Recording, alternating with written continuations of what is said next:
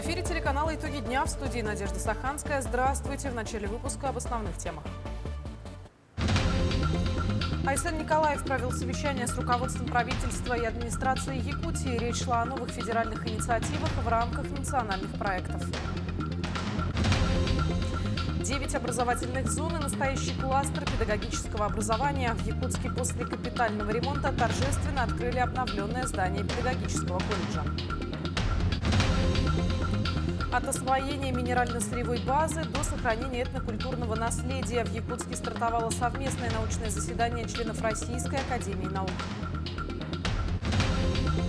У литературного музея имени Платона Аюнского появился проект. Подведены итоги архитектурного конкурса. Расскажем подробности. На минувшей неделе в Дагестане отгремел турнир по мини-футболу «Матч добра». Якутская сборная показала себя триумфально. В своем дивизионе юным футболистам удалось завоевать золотые медали.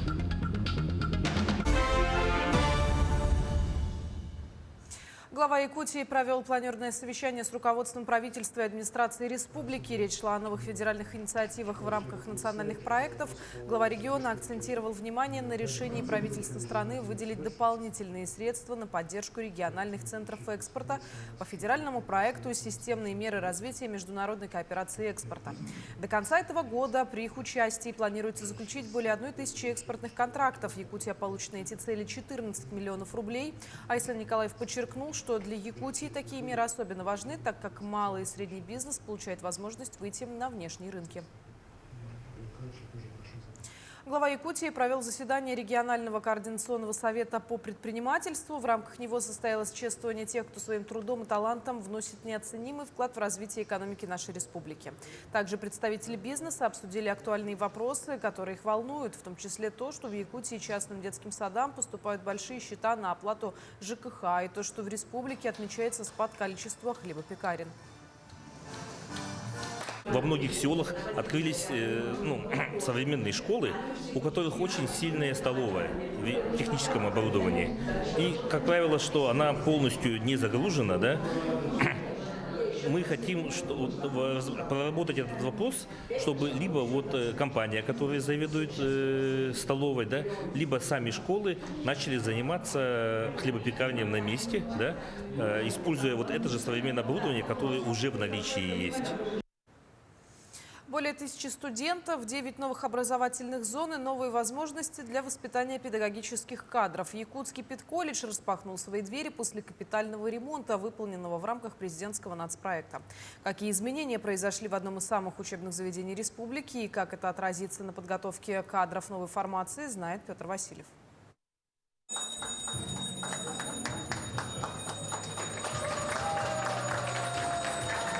В прошлом году колледж имени Гоголева получил грант на сумму более 60 миллионов рублей на создание ни больше ни меньше образовательного кластера.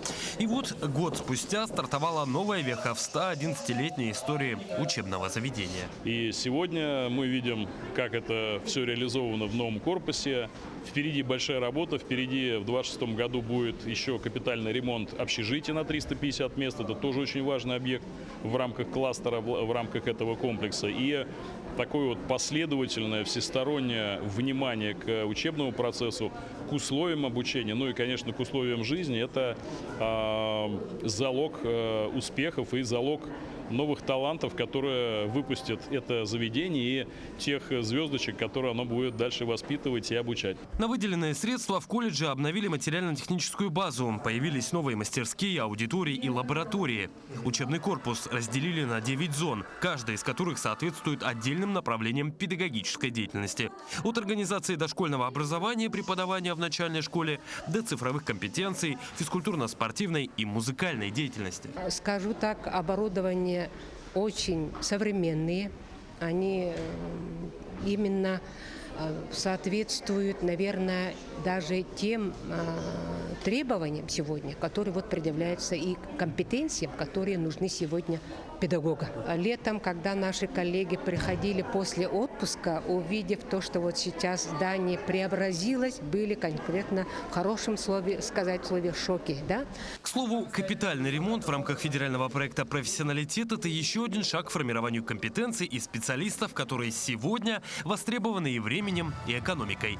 Например, одно из самых современных направлений – подготовка специалистов в области фиджитал-спорта. Анонсировано федеральным ведомством с 2027 года введение фиджитал-спорта в школы. Готовятся образовательные программы на федеральном уровне. И наши выпускники педагогических колледжей, учителя физической культуры этому должны научиться в стенах колледжа. Открытие таких образовательных кластеров в прямом смысле – инвестиция в будущее, в новые поколения талантливых специалистов, способных решать самые сложные задачи.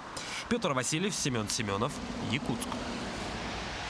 Обучают теперь в колледжах нашей страны и новой специальности. На этот раз по искусственному интеллекту. Это первый опыт системного включения ИИ в образовательные программы колледжа. И в дальнейшем отдельные цифровые модули станут необходимым элементом в разных профессиях, поскольку искусственный интеллект активно будет внедряться в практику.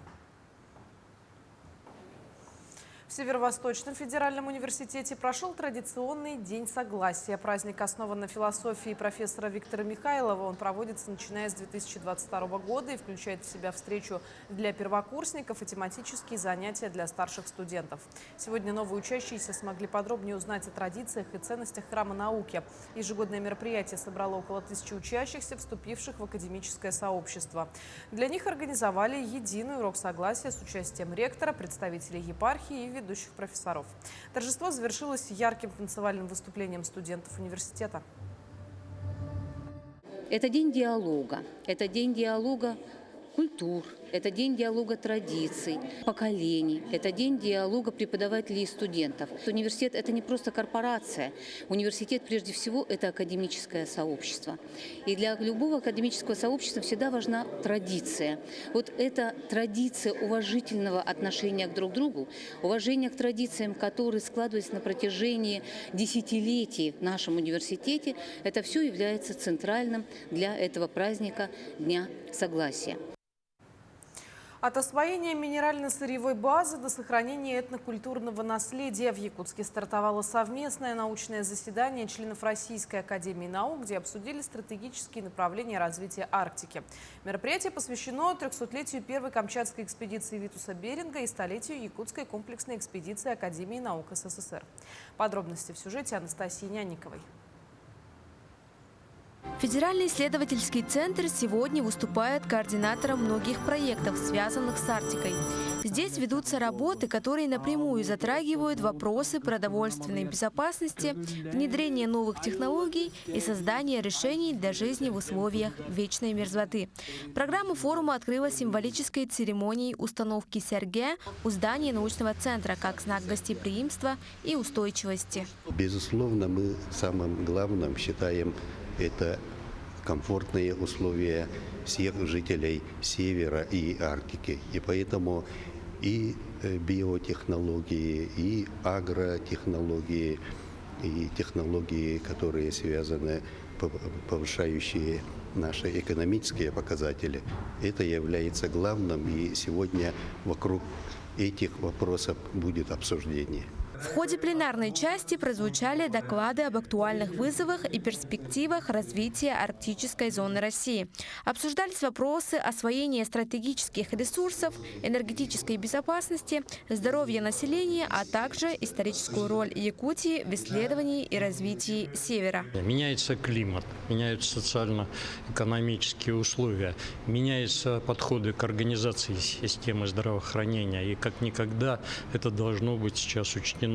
Ну, надо сказать, что не случайно именно в Якутии, в том числе эти вопросы обсуждаются, потому что мы считаем, в сибирском отделении, по крайней мере, я думаю, что это мнение разделят со мной многие, именно якутская медицинская наука, она является сейчас форпостом по решению этих вопросов. Особое внимание необходимо учитывать новым реалиям. Северные территории переживают климатические и социальные перемены. И именно здесь формируются уникальные практики, которые могут стать моделью для всей страны. Мы сегодня представим несколько докладов. Часть докладов будет связана с полезными ископаемыми, с добычей полезных ископаемых в особых арктических условиях. Часть докладов будет связана с экономикой региона, арктического региона, с логистикой транспортного движения. И часть докладов будет связана с робототехникой. У нас есть специалисты, которые сегодня расскажут, что делается на Дальнем Востоке в плане создания таких роботных систем, роботов, которые позволяют осуществлять вот все эти исследования. Подведение итогов заседания позволит определить стратегические векторы развития российской Арктики. Участники уверены, преемственность научных традиций, заложенных еще первыми экспедициями, в сочетании с новыми технологиями дадут мощный импульс будущим исследованиям и международному сотрудничеству. Анастасия Няникова, Семен Семенов, Якутск. Уникальные найденные артефакты в рамках Приленской археологической экспедиции представили главе республики. Среди них охотничьи и рыболовные промыслы, домашняя утварь и городские ремесла. В экспозиции представлены лишь некоторые артефакты, полученные в результате археологических раскопок. Все они иллюстрируют своеобразие материальной культуры и быта горожан XVIII и начала XX веков. Открыли такую небольшую камерную выставку, которая приурочена к этой замечательной дате. Здесь мы представили некоторые результаты наших исследований последних лет по изучению культурного слоя исторической части города. Эта экспозиционная площадка нашими экспонатами будет занята до конца ноября. Рассекреченный генплан Якутска 1939 года лег в основу книги об истории города. Эксклюзивное издание было выпущено к юбилею муниципального архива. За 30 лет архивариусы приняли более 39 тысяч личных документов от 87 организаций города. Как устроена работа проводников между прошлым и настоящим, знает Вероника Таюрская. Первым документом, сданным на вечное хранение, стала тетрадь с приказами Якутского городского отдела здравоохранения от 1942 года. Именно с нее начинается 30-летняя история муниципального архива города Якутска. Особой гордостью сотрудников по праву считается генплан столицы СССР от 1939 года, выпущенный в Ленинграде. Вплоть до 2018 года документ был засекречен, но при его передаче гриф секретности был снят. Считается, что этот план 1939 года является вообще первым в истории советского периода, истории нашего города и нашей республики, планом города. Да, столицы, как столицы республики. И, к сожалению, можно сказать, по объективным причинам план не был введен в действие, потому что план даже вносил в себя первый проект центра города, канализацию, водоснабжение, которого до этого в городе нашем не было. Муниципальный архив – это хранилище не только личных документов горожан, но и место сохранения уникальных кадров Якутска 50-х годов прошлого века. Для этого в хранилищах поддерживается необходимая температура и влажность, которые не должны превышать 18 градусов и 55% соответственно. Всего же в отделах на вечном хранении более 39 тысяч документов. У нас есть документы по личному составу. Это у нас лицевые карточки по заработной плате работников ликвидированных организаций, личные дела, личные карточки формы Т2 работников, приказы о приеме и об увольнении с работы. Также у нас имеются документы постоянного хранения, это приказы по основной деятельности организации, распоряжения руководителей города Якутска, фотофонд, архивная коллекция «Почетные граждане города Якутска», газетный фонд «Кингород». В честь 30-летия со дня основания муниципального архива была выпущена книга об истории города Якутска, начиная с момента основания и вплоть до 1990-х годов. В планах у сотрудников учреждения выпуск второй части книги, начиная с 90-х годов и до настоящего времени. Вероника Таюрская, Артумен Наговицын, Якутск. Начался прием заявок для участия в фестивале якутской анимации «Токуфест». Событие пройдет в столице республики с 16 по 18 октября уже в 3-й раз. Как отмечают организаторы, в прошлом году фестиваль собрал свыше 2000 участников. Программа мероприятия обширна. Она включает 4 творческих конкурса и 3 направления работы. В рамках одного из них у участников появится возможность пройти мастер-классы по дубляжу и кастинг на озвучку любимых мультфильмов. Ну а самая зрелищная часть фестиваля ожидается в последний день на празднике для детей. музей. Организаторы сообщают, к работе фестиваля подключены ведущие эксперты России. Записаться на участие и прислать свою работу можно на сайте tokufest.nvk.ru. В рамках фестиваля у нас проходят 4 творческих конкурса. Основной из них это конкурс анимации. Прямо сейчас вот ведется прием работ.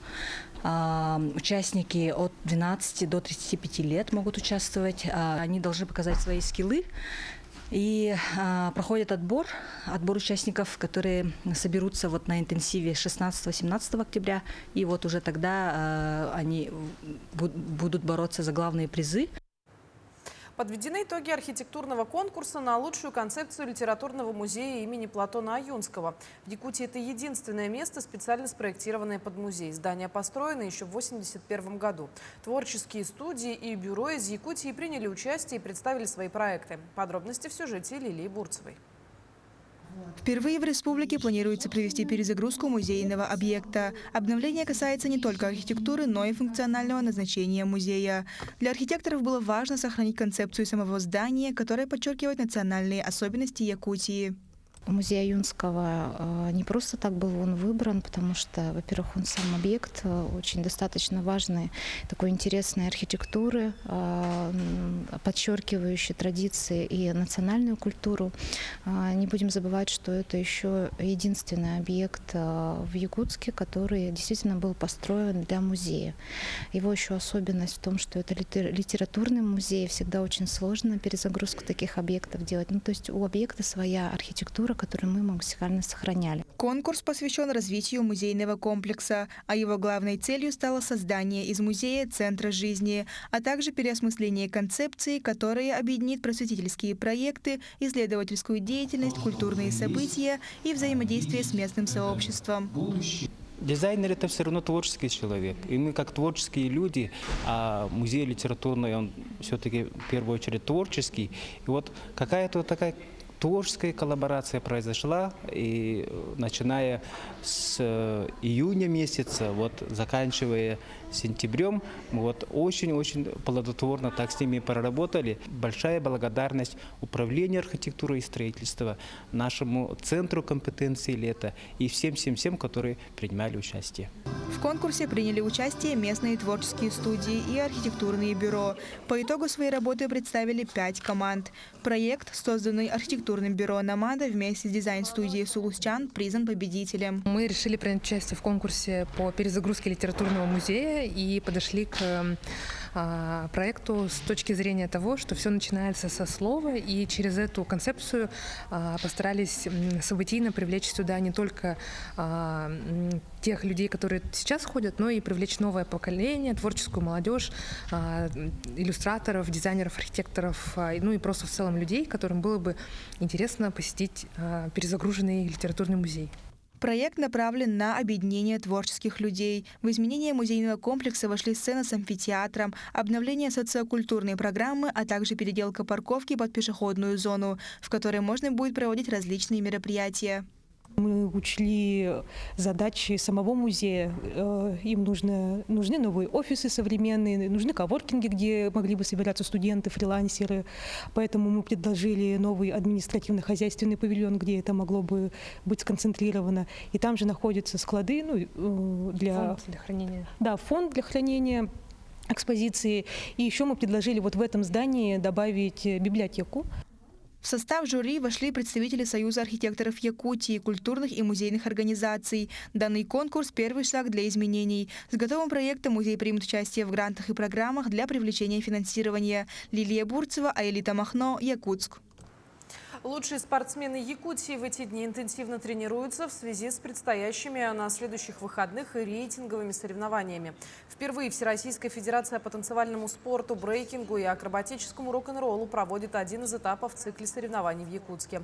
Якутию представят 25 пар в разных возрастных категориях. В категории «Молодежь» выступят профессиональные спортсмены, кандидаты в мастера спорта Аяна Николаева и Серафим Лепихов. Соревнования по танцевальному спорту состоятся в Якутске в «Триумфе» с 26 по 28 сентября. Специалисты Комитета по молодежной и семейной политике провели для студентов Ленского технологического техникума лекцию по здоровому образу жизни «Молодежь за трезвость». Такие мероприятия проводятся в городе регулярно. Они дают возможность для молодежи задуматься о своем здоровье и сделать выбор в пользу трезвости и здоровья.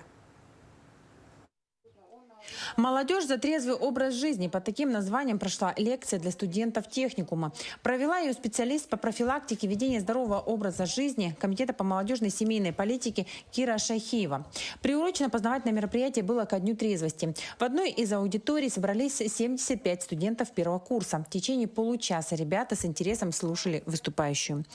Нередко в состоянии алкогольного опьянения мы можем, допустим, страдать той же самой белой горячкой.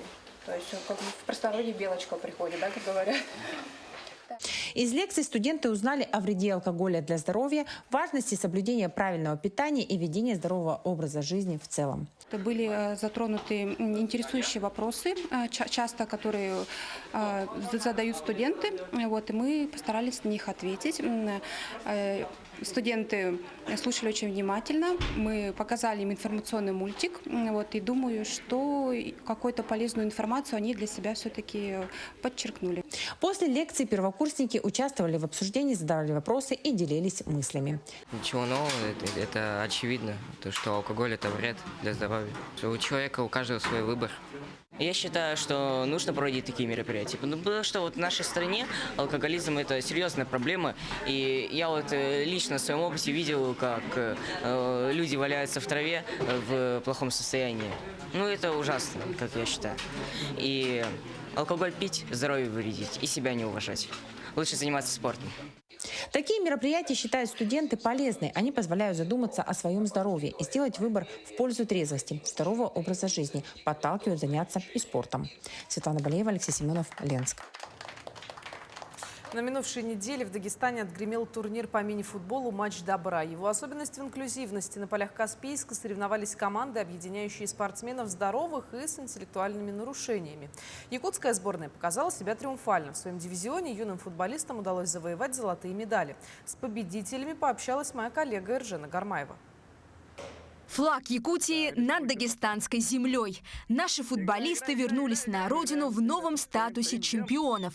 Честь республики защищала 6 спортсменов. Это ученики адаптивного образовательного комплекса, Амгинской коррекционной школы и столичной школы номер 21. СОЖ-21 – это значит, там дети здоровые, это партнеры, а у нас дети-атлеты, которые они должны их вести в игре и научить, и как-то сплотить команду. Для этого они нужны, и чтобы они работали, они должны совместно работать. Поэтому очень долго мы занимались, и кропотливо работали. Вот результат сегодня очень хороший. К слову, это не первый успех якутских спортсменов. Весной они хорошо показали себя на первой спартакиаде специальной Олимпиады России. Потому получили приглашение на соревнования в Дагестане. В преддверии турнира футболисты интенсивно тренировались. И все усилия даром не прошли. Поворотом били, бегали, обводили конусы и все. Эта вся тренировка нам помогла. И мы выиграли. На турнир ребята ехали с боевым настроем и в грядущем триумфе были уверены. Залогом победы, как считают сами спортсмены, стали единство и равномерное распределение нагрузки на всех членов команды. Мы рассчитывали на наших игроков, там вот это все. И с моим другом хорошим, которым пытались играть на наших игроков, пытались их выше, чтобы они забивали. В основном, играли чисто с нашими ребятами. Ваня очень хорошо играл в последние игры. Давид у нас тоже был очень хорошо. Вратаря мы натренировали хорошо, тоже начал играть. На достигнутом тренеры останавливаться не собираются. В планах у наставников собрать еще одну юнифайт-команду, чтобы вся республика могла присоединиться к инклюзивному празднику спорта. Эржена Гармаева, Артумен Наговицын, Якутск. К этому часу это все новости. Таким увидели этот день наши корреспонденты. Я с вами прощаюсь. До встречи в дальнейших эфирах.